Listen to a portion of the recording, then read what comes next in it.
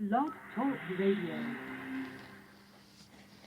Hi everyone, this is Joycelyn Linton. Welcome to the show Blog Talk Radio, blogtalkradio.com, coming into the higher calling, and those who are listening through Speaker, www.speaker.com/Joycelyn Linton's tracks ''S". Welcome to the show. It's quite late for me. It's 02:38 a.m. British Standard Time, and so the date now is 05/06/2016. And for those in the States, I would say the time now for you, well, it's probably it's coming on late for yourselves as well. So hey, let's rock the night away. Shall I say that to you? Let's rock the night away. Again, I was opting to start much earlier, so that I could have had an early rise in the morning. But someone asked me to pray, and so I spent some time in prayers, and here I am now.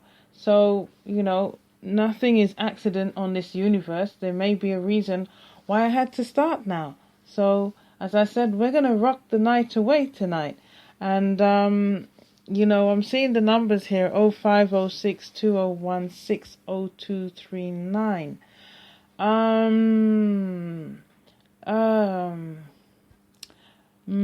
I'm gonna say I'm seeing a false truth, a nice false truth, and 0240 The common denominator is, I'm gonna say, it's a 2. So we're dealing with 2. So that's divine. So it's a false truth, but we're in the divine energies here. So let's see what the Lord has to say. And I thank you for my guest that has logged in. So as I said, I'm Joycelyn Linton, coming into the higher calling. And I've been reading and meditating all day. It's been the Sabbath for me. And I deter on the reading in the sense that I will have a message in my heart that I want to bring out, but then the story takes a twist of its own. And I do believe, though, that I will have my own way, because this week some main words came to the forefront. But just as I was about to start, I decided to scan through the Facebook timeline so that I can invite others. And then I came up against Mrs. Michelle Obama, the First Lady of America. So I thought, okay, I'm going to start on here. And I just, I don't know if I'm in breaching the copyright here. So, I'm going to have to write Huffton Post and, ask them for permission to have this on the thing. But I just want to share something here, and just to stir up some emotions here. I just want to stir up and see what the Lord will say through me here. Up in a house that was built by slaves. And I watched my daughters, 2 beautiful black young women, head off to school, waving goodbye to their father, the President of the United States,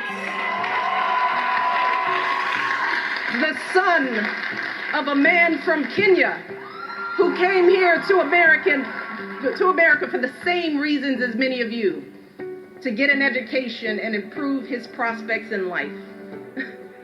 So graduates, while I think it's fair to say that our founding fathers never could have imagined this day, all of you are very much the fruits of their vision. Their legacy is very much your legacy and your inheritance.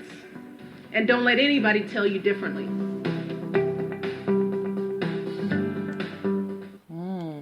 Don't let anybody tell you differently. This is a message from Mrs. Michelle Obama, the First Lady of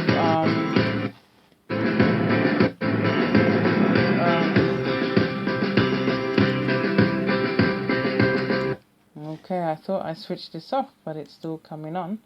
So this is the First Lady of the United States of America. And now I decided that I'm just going to bring this through. And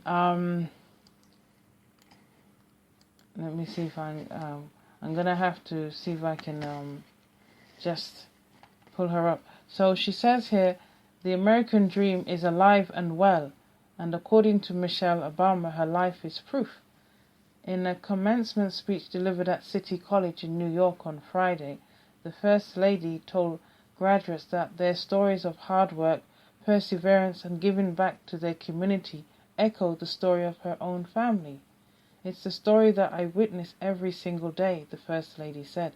When I wake up in a house that was built by slaves, and I watch my daughters, two beautiful black young women, head off to school, waving goodbye to their father, the President of the United States.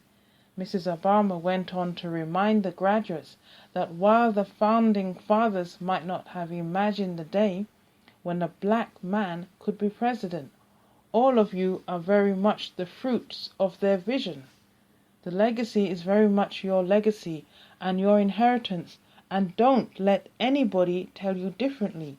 You are the living, breathing proof that the American dream endures in our time.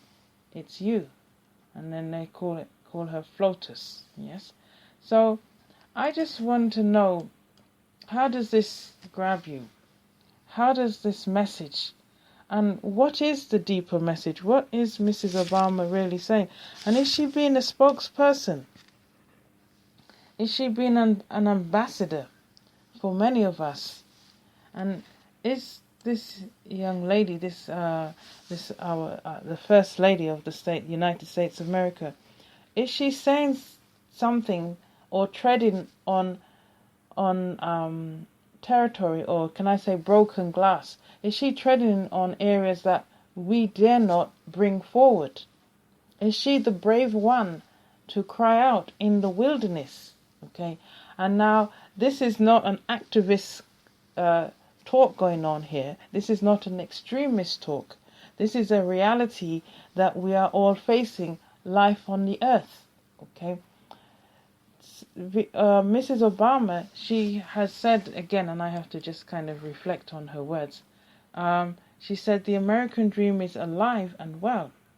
Okay, and she said, it's the story that I witness every single day. The First Lady said, when I wake up in a house that was built by slaves. Okay, that's in a house that was built, and she's pronouncing to witness. So she is like a witnessing prophet right now, and a house built by slaves. So I really want to take this deeper, because I sense this as a cry in the wilderness, and she has come out in the midst of all of us, and she has made this declaration. Okay, and I want to know, what is the real message under what the First Lady said? And I've already said this, okay?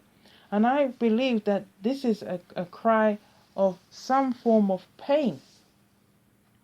A pain that has to come to an end. A pain that has no space in this new existence that we are about to embark upon. Okay, it has an expiry date, and she's coming forward to declare that an end has come to this type of long suffering. And she says the house. She talks about it's the story that I witness every single day. The First Lady said, when I wake up in a house that was built by slaves. And I want to talk about this house because I can tell you that this week, the Lord had me, as I was reading Jeremiah and adjoining prophets to build up the storyline and the message of the Lord caused me to take note of my house, or the house. Okay? And I realized that the house means the mind. The mind. Who, when Jesus said, I go to my Father's house, where there is many mansions, okay? And then the Lord was talking through Jeremiah, and he's mentioned the house. He said, and I won't go over to Jeremiah because I do that in the week. So it's what's going on in our house. And I've been studying Samson, I've been studying Joseph. And Joseph went into prison, he was in captivity, he was bound.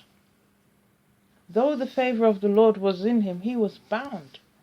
And so now the First Lady talks about in the house where we've been enslaved, where and I wonder what is stirring up now as I speak to you in our minds, that we have been enslaved.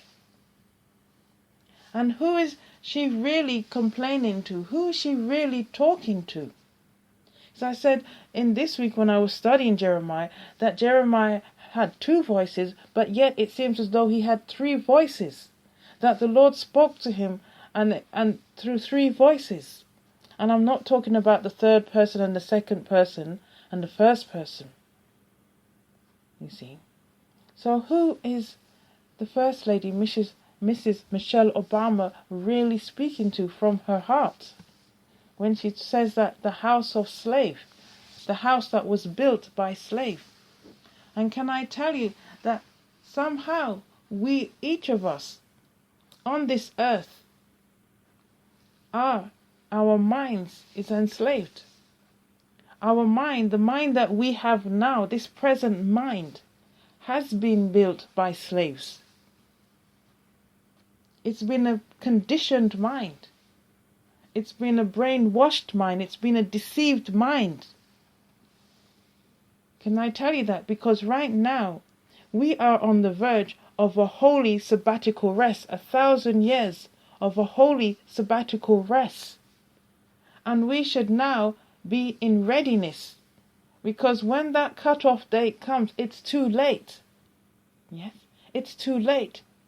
But somehow the mind, this mind that has been built by slave, that is something, some other that is under another, that has enslaved the mind, that we really do not know where we are in the schedule of the Lord.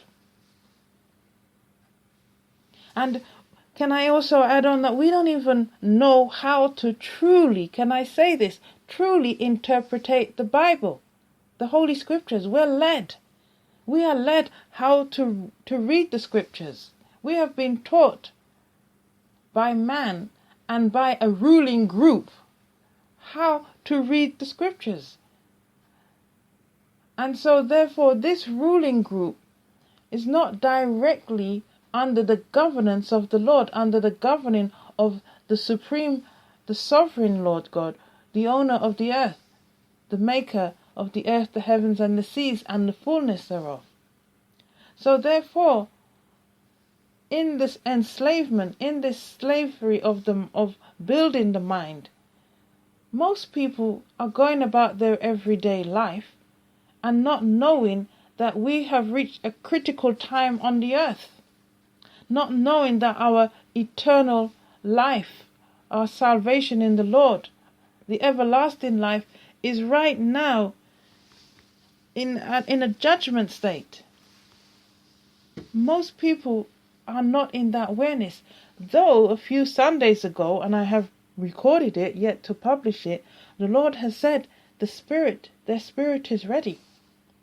But this carnal mind, this temporal body that we're in, it seems to be in an unawareness. You see, it seems to be this mind that has been built by slaves, and we live under that slave mind. And now we pay the perils of it. We pay the consequences of it. We live in the pain and the long suffering, and nobody wants to cry out. Nobody wants to cry out and know, is there better? When is this promise that the Lord has? When is this promise coming? When shall we be liberated? When will we not have this hang up of living in this house built by slaves?